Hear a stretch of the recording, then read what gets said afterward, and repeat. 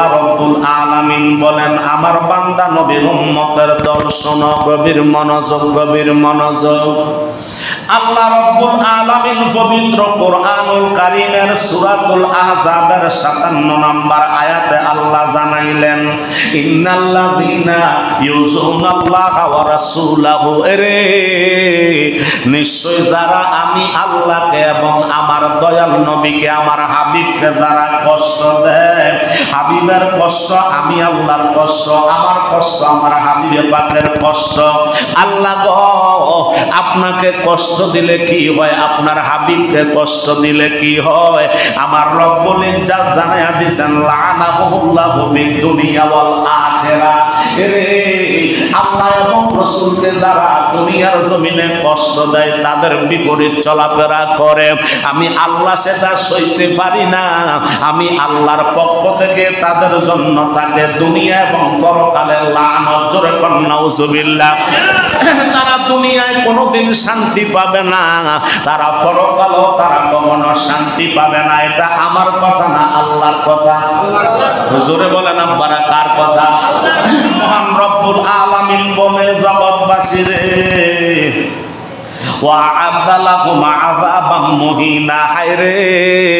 তাদের জন্য এমন কষ্টদায়ক যন্ত্রণাদায়ক শাস্তির ব্যবস্থাপনা আমি আল্লাহ রব্বুল আলামিন রেখে দিয়েছি, যেই শাস্তি তারা কখনো খণ্ডাইতে পারবে না, যেই শাস্তি তারা কখনো অবরোধ করতে পারবে না।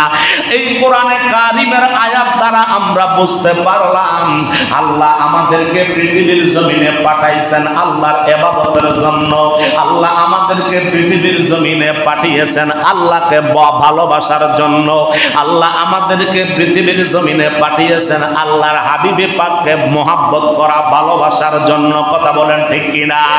কিন্তু আল্লাহর মহব্বত, হাবিবে পাকের মহব্বতের বাহিরে যদি আমরা চলাফেরা করি, আমাদের কর্মটা যদি হয়, আমার আল্লাহ কয় না না না, সেটা আমি সইতে পারি না।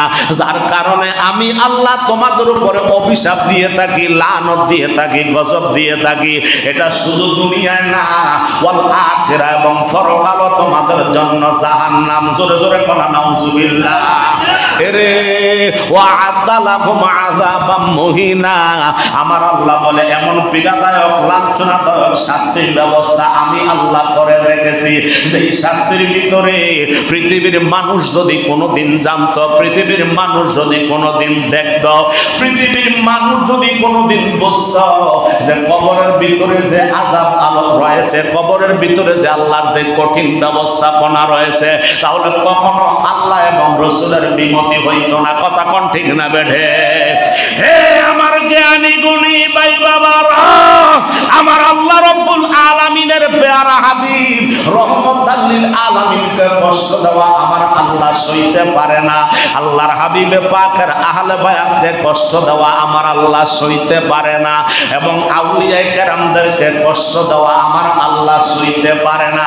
যারা মুমিন হয়েছে, নবীর প্রেমিক হয়ে গেছে, তাদেরকে কষ্ট দেওয়া আমার আল্লাহ সহ্য করতে পারে না। যদি তাদেরকে কষ্ট দাও, আমার আল্লাহ কয় আমি আল্লাহ কষ্ট পাই, আর আমি আল্লাহ তোমাদের সাথে যুদ্ধের আহ্বান করি। জোরে জোরে কোন আল্লাহু আকবার। আমার দয়াল নবী রহমাতাল লিল আলামিনের জলিল কদর সাহাবী হযরতে আব্দুল্লাহ ইবনে আব্বাস রাদিয়াল্লাহু তাআলা আনহু থেকে হাদিস খানা বর্ণিত। আল্লাহর হাবিবের জলিল কদর সাহাবী আব্দুল্লাহ ইবনে আব্বাস রাদিয়াল্লাহু তাআলা আনহু বর্ণনা করে, আমার দয়াল নবী রহমাতাল লিল আলামিন বলে দিয়েছেন, কি বলে দিয়েছেন? আমার নবী কয়, উম্মত রে, কেউ যদি কাবার হাতিমের মধ্যে, জোরে বলেন কিসের মধ্যে? কাবা শরীফের হাতিমের ভিতরে কেউ যদি নামাজ আদায় করে, হজ করে, রোজা করে, ওই জায়গায় অবস্থান করিয়া কাবা শরীফের ইমামতিও যদি করে, কাবা শরীফের ওই মক্কার হাতিমের ভিতরে, কাবার হাতিমে মাকামে ইব্রাহিমের ভিতরে ওইখানে অবস্থান করলো, মুসাফির অবস্থায় আছে, আর যেইভাবে থাকুক না কেন, ওই জায়গায় থাকিয়া থাকিয়া যদি ইবাদত করে, বন্দেগী করে, মুরাকাবা করে, রিয়াজত করে, ইবাদত করে, হজ করে, যাকাত দেয়, কিন্তু না রে না, আমার আল্লাহ কয় তোমার এই আমল, তোমার এই ইবাদত, তোমার এই রোজা, তোমার এই সমস্ত বন্দেগী আল্লাহর দরবারে কবুল হবে না। ইয়া রাসূলুল্লাহ, ইয়া হাবিবাল্লাহ, নবী গো জানতাম চাই কেন কবুল হবে না। আমার দয়াল নবী কয় উম্মতের দল ইল্লা মুমিন। আমার দয়াল নবী বলে ও উম্মতের দল শোনো, এই জন্য কবুল হবে না রে, কারণ তারা আমার আহলে বায়াতকে কষ্ট দিয়েছে, আমার আহলে বায়াতের সাথে খারাপ ব্যবহার করেছে। জোরে জোরে কন্যা নাউজুবিল্লাহ। হে আমার মুমিন বান্দারা, আল্লাহর নবীর উম্মতেরা শোনো, আমার আল্লাহর হাবিব বলতেছে উম্মতের দল আমার আহলে বায়াতকে যারা কষ্ট দিয়ে কাবা শরীফের ইমামতিও যদি করে মরণ পর্যন্ত, এই ইমামতি হবে না, নিজ জাহান্নামী মুসল্লিদেরকেও জাহান্নামী বানাইব। কথা কোন ঠিক না বেড়ে? এই হাদিসে মুবারক থেকে আমরা বুঝতে পারলাম আমার দয়াল নবী কয় আমার আহলে বায়াতকে আমি দয়াল নবী মহব্বত করি আর আল্লাহ আমাকে মহব্বত করে। তাইলে একটা রশির ভিতরে একটা তসবিহ সরার মধ্যে 100টা সরা 100টা কোটা আছে। কথা বলেন ঠিক কি না? এই 100টা কোটার ভিতরে একটা জায়গা দিয়ে যদি আপনার কেটে দেওয়া হয় আর এক মাথা হাতের মধ্যে থাকে, বাকিগুলা কি থাকে না পড়ে যায়? আমার দয়াল নবী কয় একটা সেইন কমান্ড অফ সেইন একটা রুল। আমার দয়াল নবী কয় আল্লাহকে যারা ভালোবাসতে চাও, আল্লাহকে যারা মহব্বত করতে চাও, আমি দয়াল নবীরে মহব্বত করো, আমি দয়াল নবীরে ভালোবাসো। আর আমি দয়াল নবীরে ভালোবাসতে হইলে আমার আহলে বায়াত পাক পাঞ্জাতনকে ভালোবাসো। আমার পাক পাঞ্জাতনকে যারা ভালোবাসতে চাও, ওয়া উলিল আমরি মিনকুম, কোরআনে কারীমের মধ্যে আল্লাহ বলেন উলিল আমর মিনকুমের দ্বারা যারা ওলি আব্দাল গাউস কুতুব পীর পয়গম্বর দরবেশ যারা রয়েছে, এদেরকে তোমরা ভালোবাসবে, মহব্বত করবে। জোরে জোরে কোন মারহাবা। আর যদি এদের মনে কষ্ট দিয়া এই সিরিয়াল মেইনটেইন না কইরা যদি কাবার হাতিমে দাঁড়াও ইবাদত করো, বন্দেগী করো, আল্লাহর কসম রে, আল্লাহর দরবারে সেটা কবুল হবে না। কথা কোন ঠিক না বেড়ে? আল্লাহর নবী কামলিওয়ালা রহমাতাল লিল আলামিন বলে উম্মত রে, আমার আহলে বায়াতের মনে কষ্ট দেওয়া যাবে না, আমার আহলে বায়াতের মনে কষ্ট দেওয়া যাবে না, আঘাত দেওয়া যাবে না। ওই আহলে বায়াতকে কারবালার জমিনে যারা শাহাদাত বরণ করলো, 10 মুহররম শুক্রবারে গেছে রে বাবা, 10 মুহররম শুক্রবারে কারবালার জমিনে। কারবালার 2টা শিবির ছিল, শিবির মানে এক তাবু। ওই 2টা তাবু, একটা তাবু ছিল ইমাম হোসাইন কাফেলায়, আরেকটা তাবু ছিল 22,000 সৈন্য, আরেকটা তাবু ছিল 72 জন সৈন্য। যেই সৈন্যের ভিতরে ছিল ইমাম হোসাইন ছিল সরদার, আর যেই সৈন্যের ভিতরে ইবনে জিয়াদ ছিল সরদার। জোরে জোরে কন্যা আল্লাহু আকবার। আমার দয়াল নবী কামলিওয়ালা রহমাতাল লিল আলামিনের কলিজার টুকরা ইমাম হোসাইন ফজরের নামাজ পড়লো ইমাম হোসাইন কাফেলায়, আর এজিদার দলেরা তাদের কাফেলায় ফজরের নামাজ আদায় করছে। দাড়ি টুপি পাগড়ি জুব্বা সবকিছুই ছিল, কিন্তু এরপরে আমার দয়াল নবীর কলিজার ভিতরে ছুরি চালাইতেও দ্বিধাবোধ করে নাই। জোরে কোন কথা ঠিক কি না? আমার দয়াল ইমাম হুসাইন রাদিয়াল্লাহু তাআলা আনহু ফজরের নামাজের পর ডাক দিয়া কয় জয়নব রে, ও আমার বোন জয়নব, তোমার আমি জানাইতে চাই, এমনি করে আমার আহলে বায়াত গুলা, আমার দয়াল নবীর আওলাদ রাসূল গুলা কারবালার জমিনে শাহাদাত বরণ হইতেছে গো, তোমরা আমারে বিদায় দাও। হঠাৎ করে জয়নাল আবেদিন অসুস্থ ছিল। জোরে বলেন আল্লাহু আকবার।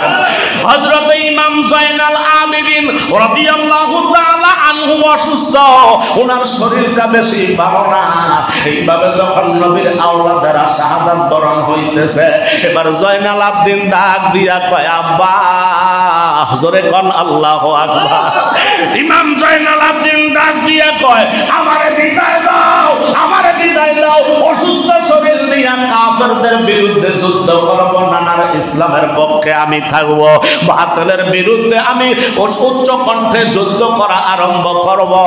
ইমাম হোসাইন বলতেছেন না রে ইমাম জয়নাল, তুমি যদি চলে যাও নবীর বংশের ভিতরে আওলাদে রাসূল শেষ হয়ে যাবে। আল্লাহু আকবার।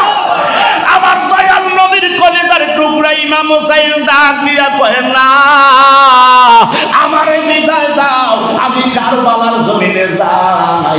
এই কারবালার জমিনে যাই আপনার সুন্নতকে জিন্দা করতে যাইয়া, আল্লাহর দ্বীন প্রচার করতে যাইয়া আমি হুসাইন শহীদ হইয়া যাইব, তুমি জয়নাল শহীদ হইতে পারবা না। এই জন্য কোন আশেক বলে ময়ূর না ময়ূর না রে জয়নাল, ময়ূর না ময়ূর না রে জয়নাল, তুমি জয়নাল ময়ূর না, তুমি জয়নাল গেলে রে মারা, নবীর বংশ থাকবে না, তুমি জয়নাল গেলে রে মারা, নবীর বংশ থাকবে না। জোরে কোন আল্লাহু আকবার। ইমাম হুসাইন কয় জয়নাল রে, আমি যাইব, আমার নানার ভবিষ্যৎবাণী আমার উপরে আছে, তুমি যাইতে পারবা না। তুমি যদি শহীদা যাও কারবালার জমিনে ওই কাফেরের গোষ্ঠীরা এজিদারা তোমার তীর মাইরা বল্লম মাইরা তলোয়ার মাইরা শহীদ করে দিব। না না না, তো আমি থাকতে তোমার যাইতে দিতাম না। জোরে কোন সুবহানাল্লাহ। ইমাম হুসাইন কয় ও জয়নব, আমার বিদায় দাও, তোমার কাছে সাতটা আমার ওসিয়ত থাকবে। কারবালার জমিনে আমি শাহাদাত বরণ করব, আমি কারবালার জমিনে নানার দিন প্রচারের জন্য আমি চলে যাচ্ছি, আমার বিদায় দিয়ে দাও। এক নাম্বার ওসিয়ত হইল, আমি যখন কারবালার জমিনে শাহাদাত হইয়া যাইব, এই কারবালার যত ইতিহাসগুলা রয়েছে, যত ঘটনাগুলা রয়েছে, তুমি মদিনায় ফিরা যাইয়া মদিনার কোন রাজা বাদশার কাছে যার বিচার দিও না। জোরে কোন আল্লাহু আকবার। মদিনার রাজা বাদশার কাছে বিচার দিও না, কোন সম্প্রদায়ের কাছে বিচার দায়ের করিও না। জয়নব ডাক দিয়া কয় ভাই কেন রে? কয় আমার বিচার করার মতো আল্লাহর জগতে অদ্বিতীয় কেউ নাই। জয়নব রে, আমার দ্বিতীয় নাম্বারের ওসিয়ত হয়েছে, কারণ এরা যদি থাকতো আমি হুসাইন কারবালার জমিনে শহীদ হইতাম না। ও জয়নব, আমার দ্বিতীয় নাম্বারের ওসিয়ত হইল, তুমি মদিনার রওজা মোবারকের কাছে যাইবা, নানার রওজা মোবারকের পাশে পয়সা পয়সা 7 মুহররম, 8 মুহররম, 9 মুহররম, 10 মুহররমের এই 4 দিনের ঘটনাগুলা আমার দয়াল নবীর কদম মোবারকে আরজি জানাইয়া দিবা। এবার ইমাম হুসাইন বলবে, আর তৃতীয় নাম্বারের আমার শর্ত হইল, ওসিয়ত হইল, কারবালার জমিনে আমার যখন কাফেরের গোষ্ঠীরা এদিকে মার্কা মুসলমানেরা ওই কুকুরের দল যখন আমার শহীদ করে দিব, আমার লাশটা সকিনারে দেখাইও না। আল্লাহু আকবার। আমার কলিজার টুকরা সকিনারে দেখাইও না, আমার কলিজার টুকরা জয়নালের দেখাইও না। কয় বাইরে কেন কেন কেন? কয় আমার লাশটা যদি তোমরা কারবালার জমিনে দেখো, এজিদা মার্কা মুসলমানেরা আমার শরীরের ভিতরে 179টা তীরের আঘাত করবো। 179টা তীর আমার শরীরটা ঝাঁঝরা হইয়া যাইব, আমার সবুজ রঙের পাগড়ি মোবারকটা লাল হইয়া যাইব, আমার সবুজ রঙের পোশাক মোবারকটা লাল হইয়া যাইব, আমার শরীরটারে উপরে দিয়া কাল্লাটা যখন আলাদা করে দিব, ওই খেলাটা একদিকে থাকবো, সের মোবারকটা একদিকে থাকবো, আর বডি মোবারকটা অন্যদিকে থাকবো। শুধু এতটুকু করে তারা ক্ষান্ত হবে না। জোরে কর আল্লাহু আকবার।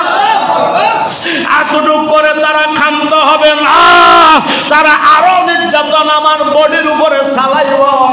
আমার বডিটার পাশে তারা একটা নয়, দুইটা নয়, 70টা ঘোড়া তারা তার করাইয়া দিব, একের পরে একটা সিরিয়াল দিব, আর আমার গলার উপরে দিয়া, গায়ের উপরে দিয়া, শরীর মোবারকের উপরে দিয়া তারা 70টা ঘোড়া আপ ডাউন করাইব। জোরে করা নাউজুবিল্লাহ। এই বন্ধু, তোমার কাছে আমার ওসিয়ত রইল, আমার কালিজার টুকরা সকিনারে আর জয়নাল আবেদিনরে যদি তুমি আমার এই লাশ মোবারকটা দেখাও।